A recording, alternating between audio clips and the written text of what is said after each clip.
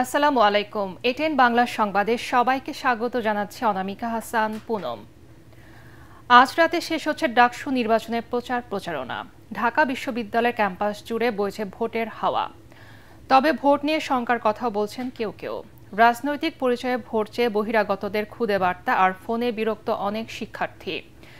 এই অতি উৎসাহী কর্মকাণ্ড থেকে বিরত থাকার পরামর্শ তাদের। এদিকে ঢাকা বিশ্ববিদ্যালয়ের কেন্দ্রীয় ছাত্র সংসদ ডাকসু ও হল সংসদ নির্বাচনের আগ মুহূর্তে একটি আনন্দময় এবং নিরাপদ ক্যাম্পাস গড়ে তোলার শপথ নিয়েছে বাংলাদেশ জাতীয়তাবাদী ছাত্রদল সমর্থিত আবিদ হামিম মায়েত পরিষদ। কলা ভবনের বটতলায় শপথ পাঠ করান ভিপি প্রার্থী আবিদুল ইসলাম খান। এতে ডাকসু ও হল সংসদ নির্বাচনের 205 জন প্রার্থী অংশ নেন। পাশাপাশি নারীদের জন্য নিরাপদ ও সুরক্ষিত ক্যাম্পাস গড়ে তোলার প্রতিশ্রুতি দেওয়া হয়।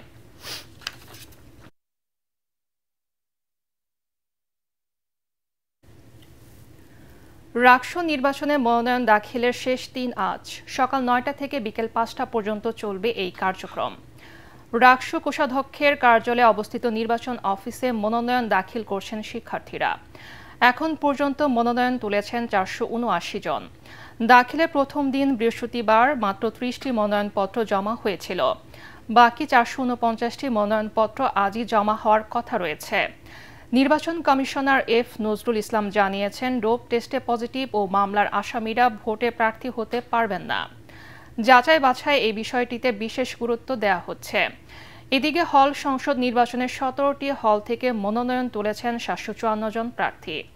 দাখিলের শেষ দিনে হলগুলোতেও মনোনয়নপত্র দাখিল করেছেন প্রার্থীরা। ডাকসু নির্বাচনে প্রার্থীদের মনোনয়ন যাচাই বাছাই করা হবে 8 ও 9 সেপ্টেম্বর।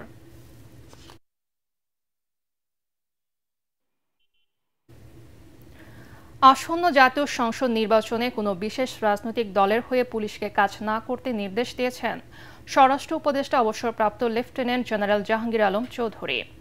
রাজধানীতে পুলিশ সদস্যদের নির্বাচনী প্রশিক্ষণ কর্মশালার উদ্বোধনীতে তিনি বলেন, অতীতের বাজে নির্বাচনগুলোর কথা মাথায় থেকে ঝেড়ে ফেলতে হবে। পতিত ফ্যাসিস্টরা সমাজে বিশৃঙ্খলা তৈরির চেষ্টা করছে জানিয়ে তিনি বলেন, রাজবাড়ীতে নুরা পাগলার আস্তানায় হামলার ঘটনায় জড়িত কাউকে ছাড় দেয়া হবে না। 18-24 আপনারা এই 14-18-24 নির্বাচন ওইটা মাথা থেকে মুছে ফেলবেন।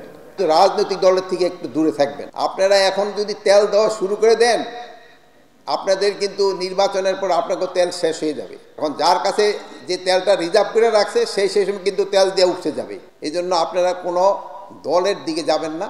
আপনারা একেবারে জনগণের যে আশা আকাঙ্ক্ষা এটা পূরণ করার জন্য আপনারা চেষ্টা করবেন। প্রাইমারি স্কুলের মানসম্পন্ন শিক্ষা ব্যবস্থা নিশ্চিতে বাৎসরিক ছুটি কমানো হবে বলে জানিয়েছেন প্রাথমিক শিক্ষা উপদেষ্টা ডক্টর বিধান রঞ্জন রায় পোদ্দার। বছরে 180 দিন ছুটি থাকায় লেখাপড়ায় বিঘ্ন ঘটছে বলে মনে করেন তিনি। উপদেষ্টা জানান, প্রতিযোগিতা বাড়াতে 5ম শ্রেণীতে বৃত্তি পরীক্ষা চালু করা হচ্ছে। সেই সাথে শিক্ষার্থী ঝরে পড়া ঠেকাতে চলতি মাসের শেষে বা অক্টোবর থেকে 150 উপজেলায় মিড ডে মিল চালু করার পরিকল্পনাও নেওয়া হয়েছে।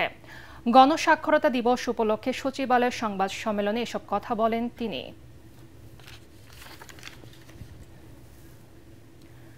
আসন সীমানা পুনর্নির্ধারণের মাধ্যমে ব্রাহ্মণবাড়িয়া 3 সদর ও বিজয়নগর আসনের অন্তর্গত 2টি ইউনিয়নকে ব্রাহ্মণবাড়িয়া 2 সরাইল ও আশুগঞ্জ আসনে অন্তর্ভুক্ত করার প্রতিবাদে ঢাকা সিলেট মহাসড়ক অবরোধ করেছেন বিক্ষুব্ধ জনতা।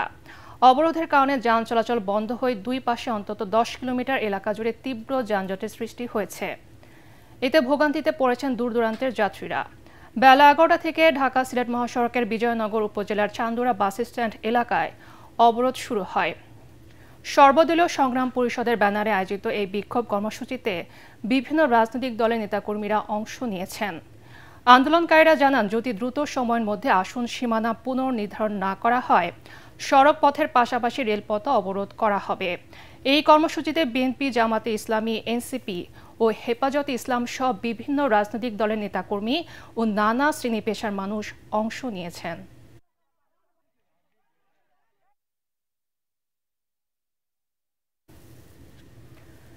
লেখক, গবেষক ও বামপন্থী রাজনীতিক বদরুদ্দিন উমর আর নেই। ইন্না লিল্লাহি ওয়া ইন্না ইলাইহি রাজিউন। সকাল 10টা 5 মিনিটে রাজধানীর শ্যামলী স্পেশালাইজড হাসপাতালে চিকিৎসাধীন অবস্থায় তিনি মারা যান। বদরুদ্দিন ওমরের চিরবিদায় শোক জানিয়েছেন প্রধান উপদেষ্টা ডক্টর মোহাম্মদ ইউনূস ও বিএনপির ভারপ্রাপ্ত চেয়ারম্যান তারেক রহমান। জীবনের শেষ প্রান্তে এসে স্বাধীনতা পুরস্কার পেলেও তা গ্রহণ করেননি। আগামীকাল সকাল 10টায় জাতীয় শহীদ মিনারে শ্রদ্ধা নিবেদনের জন্য মরদেহ রাখা হবে। এরপর নেওয়া হবে ঢাকা বিশ্ববিদ্যালয়ে। পরে দুপুরে জানাজার পর জুরাইনে তার মা বাবার কবরের পাশেই বদরুদ্দিন ওমরের দাফন সম্পন্ন হবে। মৃত্যুকালে তার বয়স হয়েছিল 94 বছর।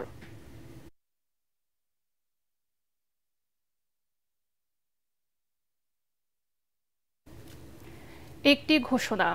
এটিএন বাংলার নাম ব্যবহার করে সাংবাদিক পরিচয়ে কতিপয় ব্যক্তির বিরুদ্ধে সংবাদ সংগ্রহের নামে দেশের বিভিন্ন স্থানে চাঁদাবাজির অভিযোগ পাওয়া যাচ্ছে। এই ধরনের চাঁদাবাজ ও ভুয়া নাম ব্যবহারকারীদের নিকটস্থ থানায় সোপর্দ করার জন্য অনুরোধ জানাচ্ছে এটিএন বাংলা কর্তৃপক্ষ। এছাড়া প্রতিষ্ঠানটিতে সাংবাদিক ও জনবল নিয়োগের ভুয়া বিজ্ঞাপন দিয়ে একটি চক্র প্রতারণা করছে। বর্তমানে এটিএন বাংলায় কোনো ধরনের নিয়োগ প্রক্রিয়া চলছে না। নিয়োগ নিয়ে কারো সাথে আর্থিক লেনদেন না করার অনুরোধ জানাচ্ছে এটিএন বাংলা কর্তৃপক্ষ।